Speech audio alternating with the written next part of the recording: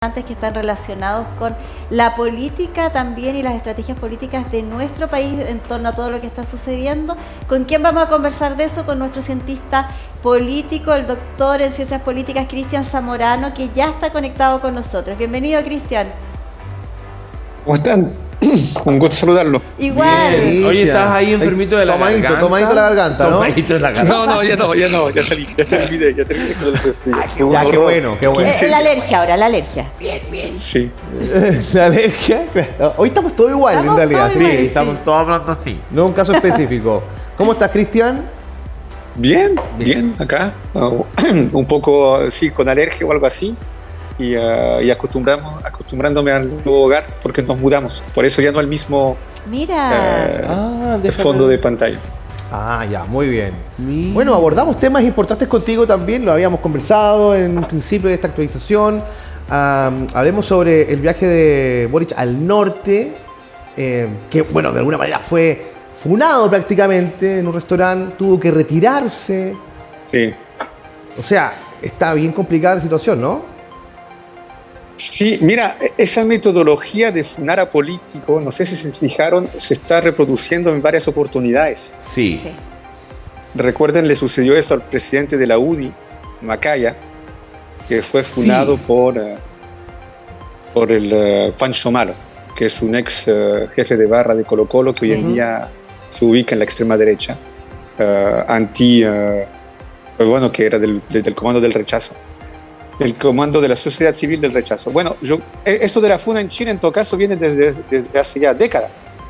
Lo recuerden cuando, por ejemplo, extorsionarios de la dictadura iban un grupo de personas a su casa a funarlo. Claro. Los estudiantes también lo utilizaron. Y hoy en día tú puedes ver que eso sucede desde la derecha con gente de alta figura y algo mandatario, es decir, un presidente de partido. Y en este caso, un presidente de la República. Igual esa metodología tiene algo de muy brutal. Muy Hay brutal. una cierta violencia en aquello. Pero efectivo. ¿Esté o no de acuerdo con... ¿Cómo? Pero efectivo. De hecho, lo estamos hablando hoy día en el matinal. Desde tu punto de vista mediático, tiene efecto. Ajá. ¿Qué ves tú cuando un señor que debe representar un padre de familia? Porque es eso, no olvides que la política también, los símbolos, la comunicación, funciona en base a analogía.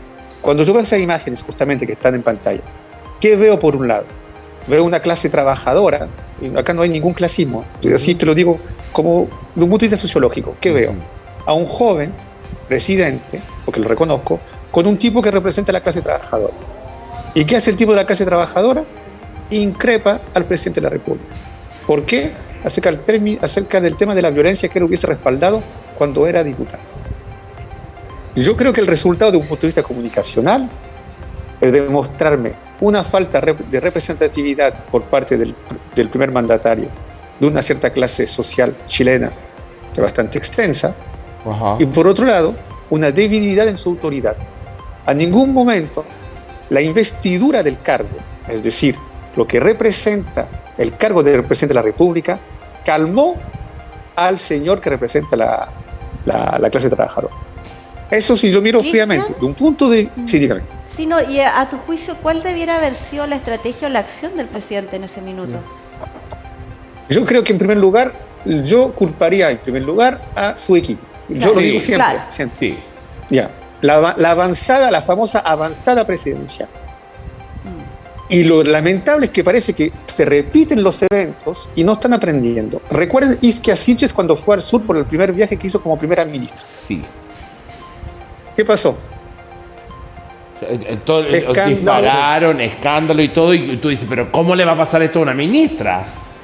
Exactamente. Bueno, esta vez le pasó al número uno. Porque Y ayer ahora era el le número pasa al dos. presidente, claro. Y ahora le pasa al presidente, como nadie checó quién estaba en la reunión. El tipo, después que surge eso, que aparece con Caspar Rivas, un diputado que tuvo un momento conexión con los movimientos nacionales y socialistas y que hoy en día hace parte del PDG. Y se salió una foto de él con Twitter que lo respaldaba.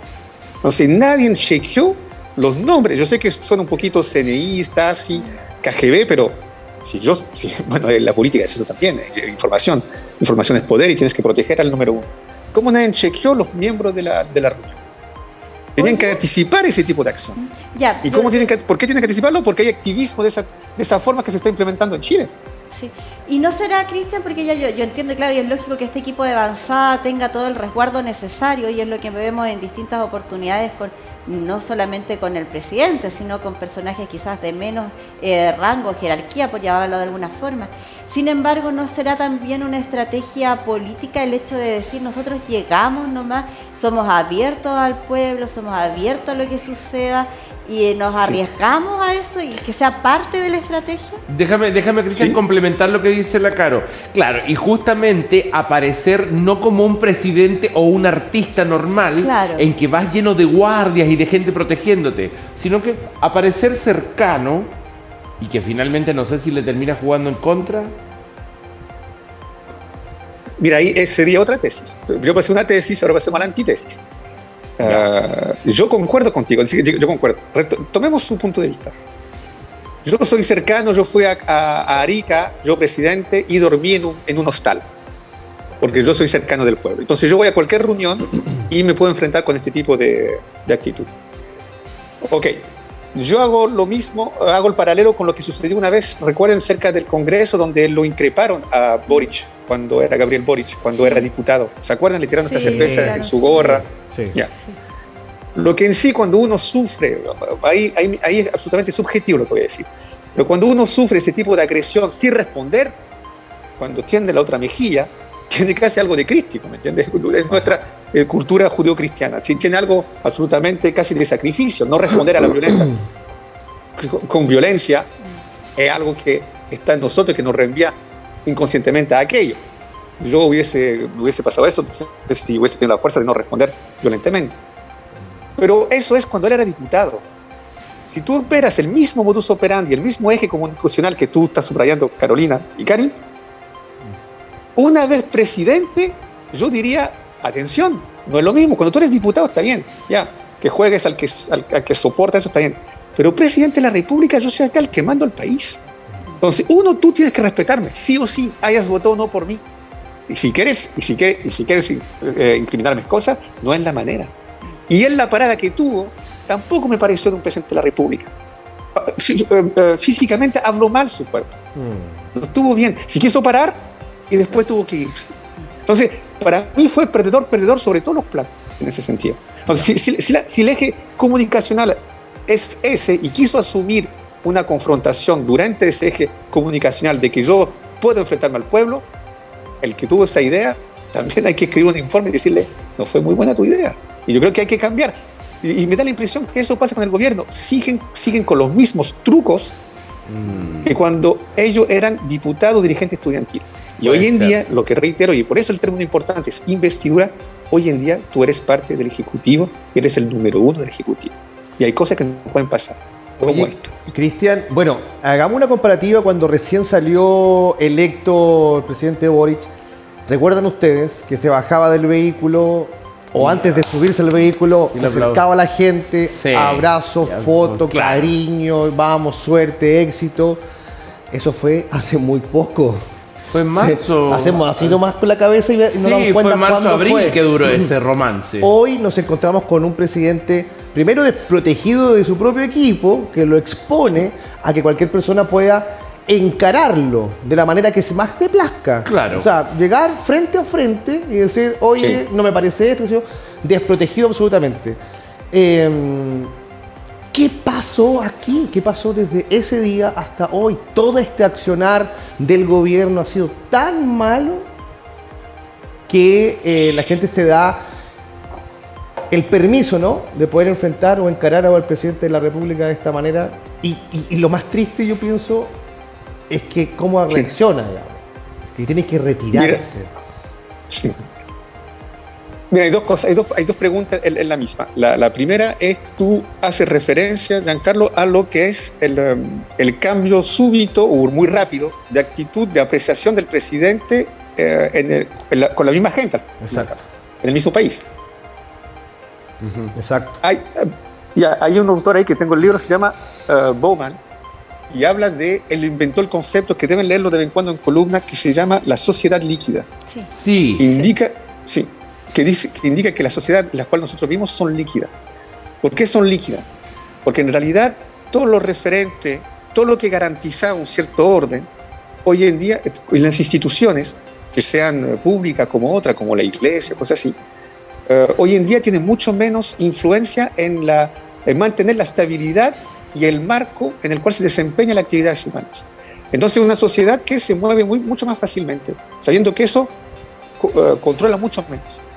Entonces, por eso habla de sociedad líquida y de intercambio. Entonces, todo es muy relativo en esta sociedad. Y por ende pueden haber cambios muy súbitos. Si tú miras la sociedad chilena, bueno, pasas de una aprobación a una constitución, un cambio constitucional de 80%, y en menos de 2 años, 1 año y medio, te llegas a un rechazo de 63%. Yo diría que es gaseosa la sociedad chilena. Y ya eso a nivel macro, institucional. Tomemos de un punto de vista micro, como tú dices, de una apreciación política. Un tipo que quiera ser cool, cercano, lo vamos a aplaudir en marzo, pero ya en octubre basta ya, cambia de actitud. No, estamos saturados. Hay un contexto económico peculiar, en contexto social, pero también tú no puedes no subrayar que hay una sociedad que cambia muy rápidamente de opinión. Y eso yo creo que es algo que viene con nuestro siglo, con nuestra era, esto de las redes sociales, que hace que poner un like, poner un disgusto, poner una carita enojada, bueno, es como decir, la democracia de las emociones, y las emociones por definición cambian muy rápido. Yo creo que es lo que asistimos, es una sociedad absolutamente líquida. Yo creo que Bauman le ayuntó con el concepto, y por otro lado, y yo creo que eso es también una cosa transversal a la sociedad, el hecho de las redes sociales te crea la ilusión de un mundo, de una relación horizontal. Estamos todos al mismo nivel en el mundo de las redes sociales. Entonces se pierde esa concepción de verticalidad. Y tú puedes ver que la república, el sistema institucional, funciona como un sistema vertical. El presidente, los ministros, los seremi, los ciudadanos. Entonces tú tienes que tener un respeto frente a aquello. Bueno, con el mundo internet, no, pues estamos todos al mismo nivel. Entonces, ¿por qué yo no puedo increpar a un presidente de la república si lo puedo hacer detrás de mi teclado? Y para finalizar con eso, ejemplifico con lo que pasó en Francia. Por eso que digo que es global. Hace menos de 1 año atrás, Macron fue el presidente Macron francés fue a un evento y un tipo salió y le dio una cachetada. Gritando que se termine la macronía, y ¡pam! Le dio una cachetada. Es decir, vimos una agresión de una persona, un presidente, directamente. Y tú ves que esa sensación que tú puedes increpar a un número 1 de la República, así como así, es algo que es propio de la sociedad moderna, es algo propio de la sociedad líquida, como lo subrayaste con ese cambio de opinión que indicaste al inicio de la pregunta. Mira, bueno, la situación que estamos viviendo también en nuestro país, pero pasando ya a otro tema, lo que está ocurriendo en el exterior también da mucho que hablar, y sobre todo la guerra en Ucrania, que vemos que nuevamente tenemos antecedentes al respecto. Sí, mira, no sé si hablan siempre con Bianca, que se encuentra en Austria. Sí, conversamos con Bianca ayer, de hecho. Ayer, pero ¿alcanzamos a hablar de la guerra con la Bianca? Muy poco. Muy poco se nos contó. Sí. Pero bueno. ¿Qué dijo?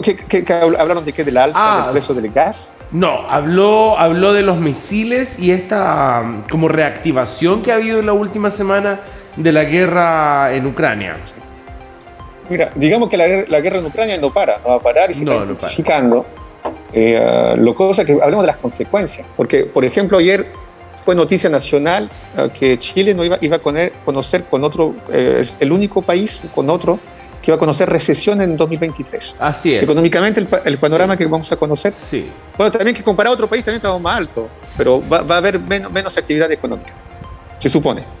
Ajá. Está casi seguro. Ya, pero si miramos a Europa y las consecuencias de la guerra en Ucrania, que no para de alargarse, Rusia siendo un país que vende materia prima, que vende energía, y la economía es la traducción de la energía en dinero, en capitales. Sí. Todos los precios de los combustibles se han disparado. E inclusive hay problemas de abastecimiento a ese nivel. Por un lado. Y por el otro, el gas, sabiendo que Rusia es el país que le otorga gas a numerosos países de Europa, no llega más gas a Alemania, y otros países de Europa, y por ende debe haber, ¿cómo decir?, una gestión del consumo de eso.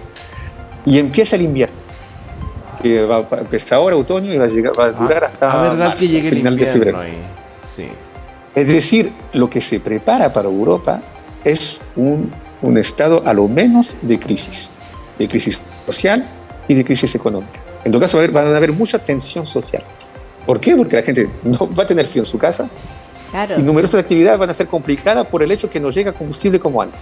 Y hoy en día pueden ver imágenes, si buscan en YouTube, filas enormes en París para simplemente llenar el estanque de su auto, y los tipos están agarrando a combo porque, bueno, hay un estado de estrés bastante importante. Si haces una hora y media, 2 horas para llenar tu estanque, igual se puede entender, pero para agarrarse a combo otro debate.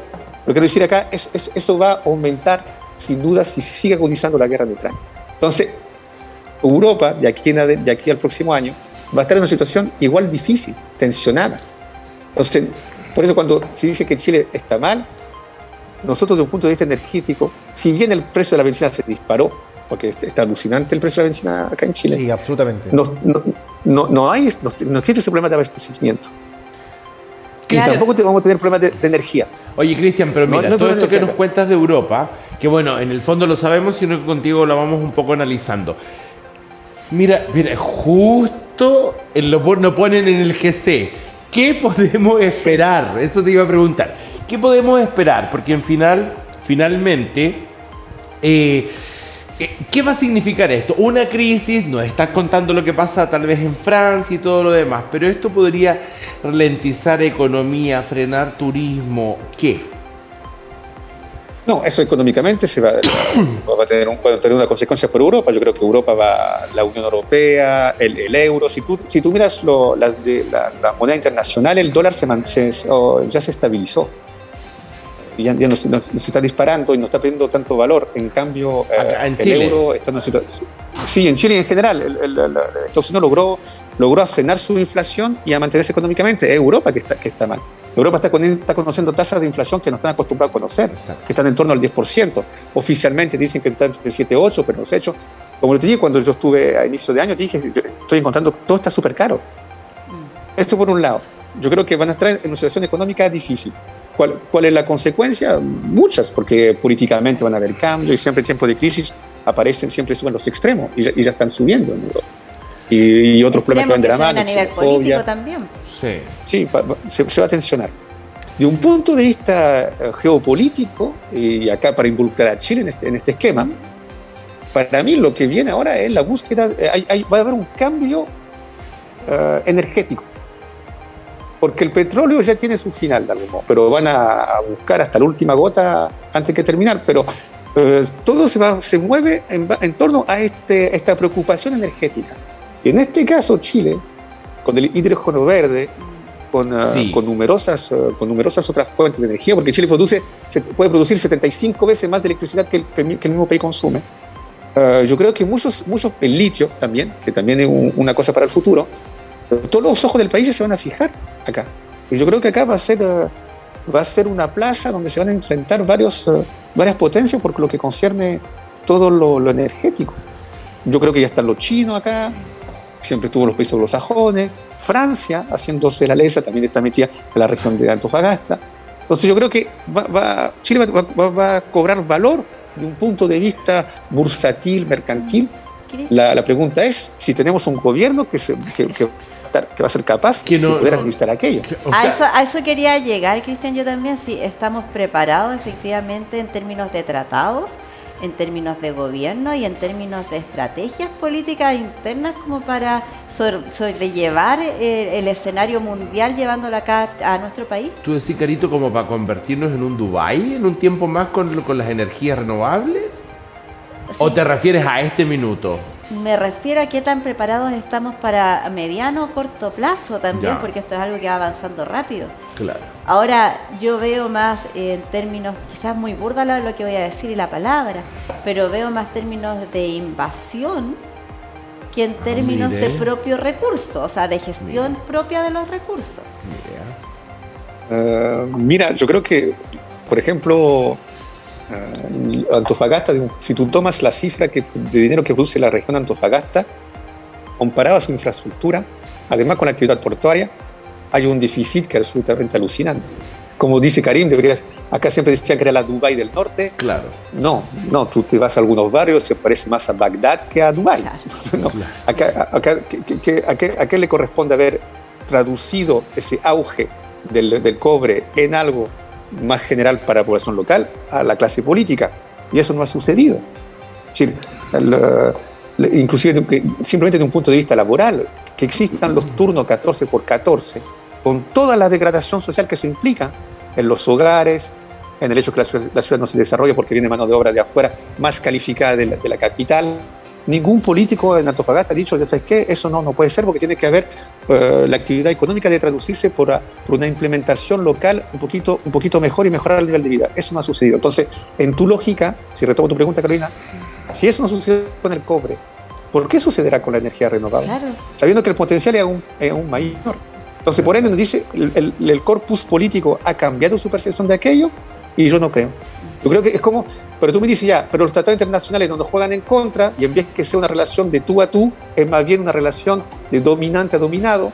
Lo que dicen los que están en contra del tratado el ex tratado transpacífico, el TPP-11, yo digo, bueno, empezando Chile, ¿por qué Chile dio un salto económico de 90 a 2020?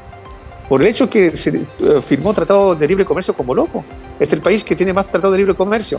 Entonces, si esa política te resultó en algo, sabiendo que acá, por ejemplo, el acceso a la tecnología y de los productos manufacturados es importante, tú no puedes frenar esa dinámica de un golpe a otro por un asunto ideológico, sabiendo que, de un punto de vista económico, a un momento dado te ayudó. Que hay que perfeccionarlo, obviamente, para sacar más frutos de esa configuración. Y por eso existen las side letters, que son tratados bilaterales entre dos países. Pero, ¿qué te digo acá? Que ese no es el debate. Yo creo que hay que seguir con el intercambio. El asunto es, ¿estamos nosotros listos, concientizados, programados para aprovechar la situación que vivimos y que la naturaleza te entregó? Porque al cabo esto no lo dijimos, te cayó del cielo, de algún modo. Yo digo que no. Vino acá Gabriel Boric hoy día, dio un discurso que vamos a aprovechar el Cono Verde, pero algo realmente concreto. ¿Qué organización se va a ocupar de aquello? ¿Cuál es la metodología? ¿Mitad privado, mitad público?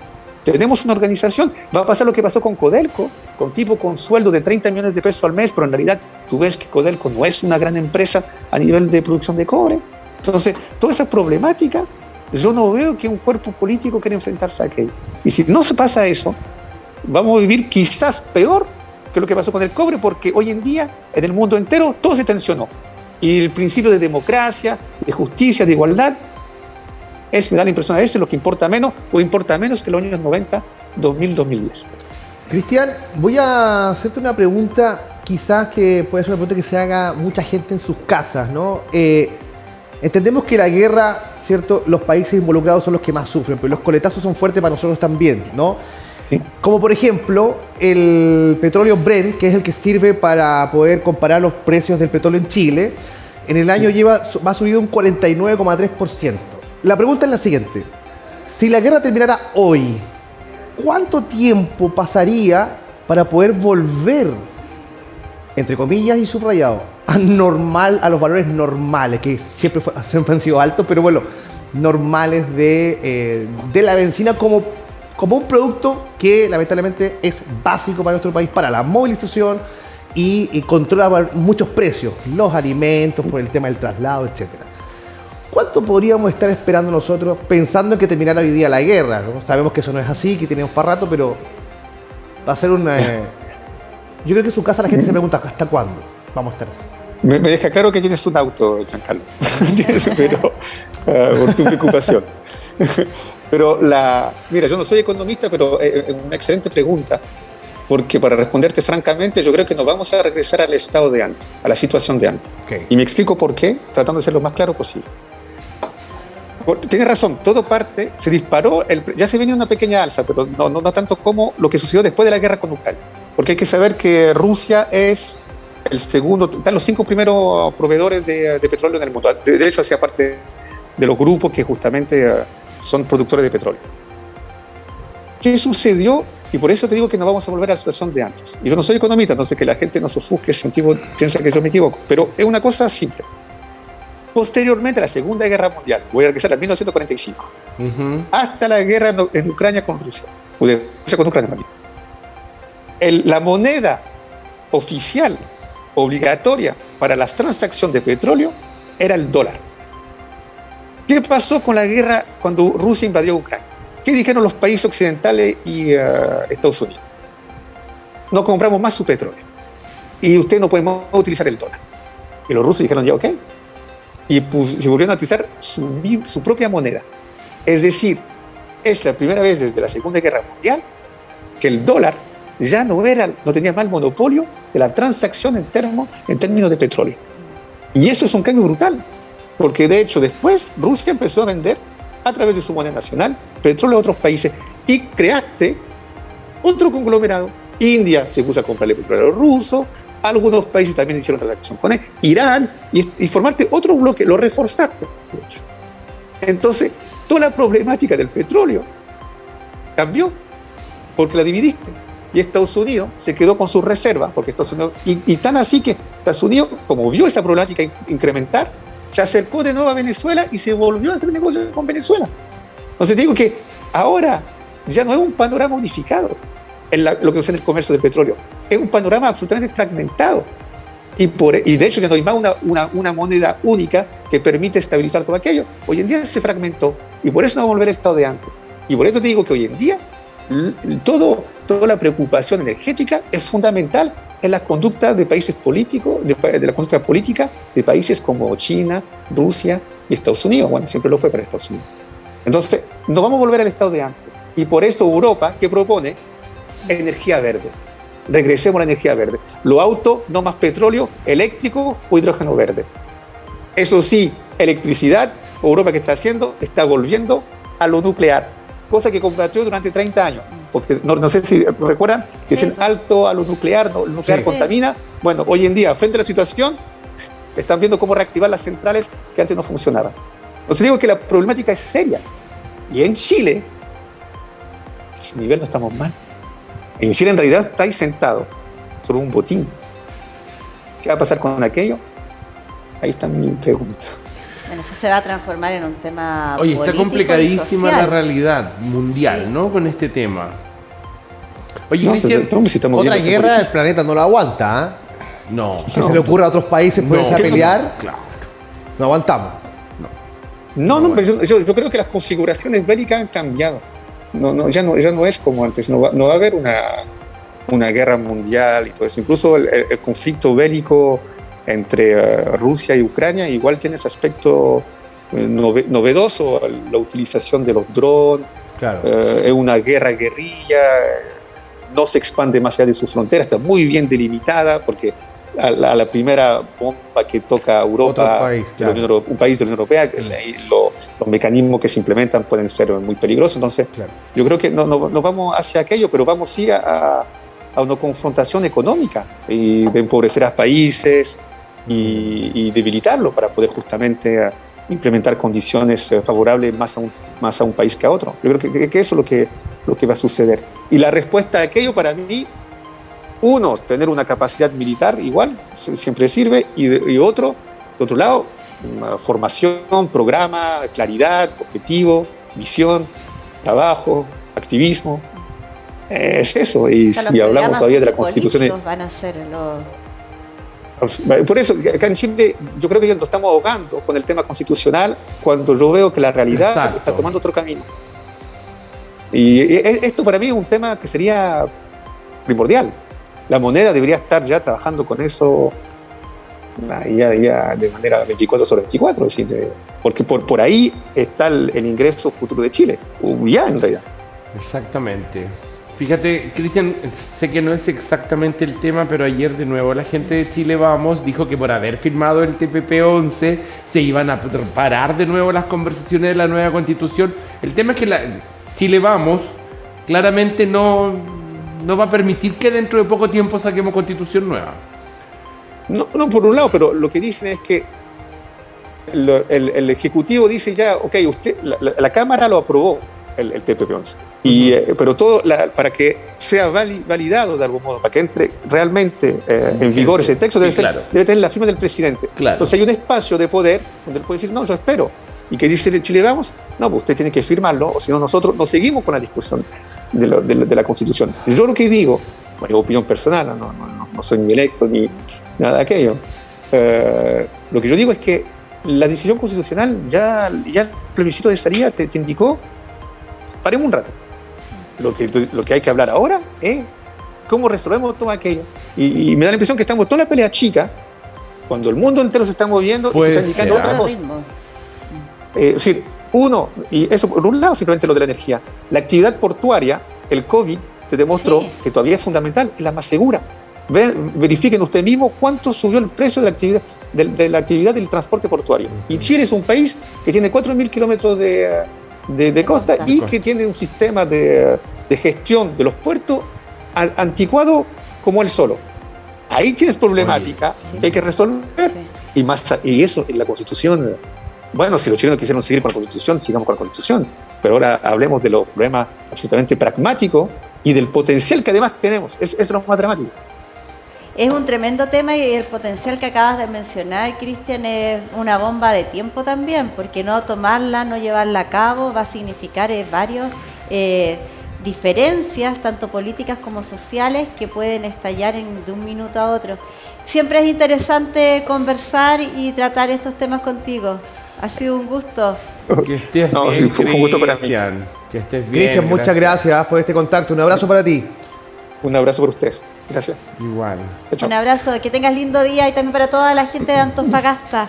Sí, saludos y abrazos a la gente de Antofagasta. Siempre con Cristian. La próxima vez les muestro la vista que tengo. Ya, por favor, muéstranos el por departamento, Pieza por pieza. Aceptamos invitaciones a asado y todo, ¿no?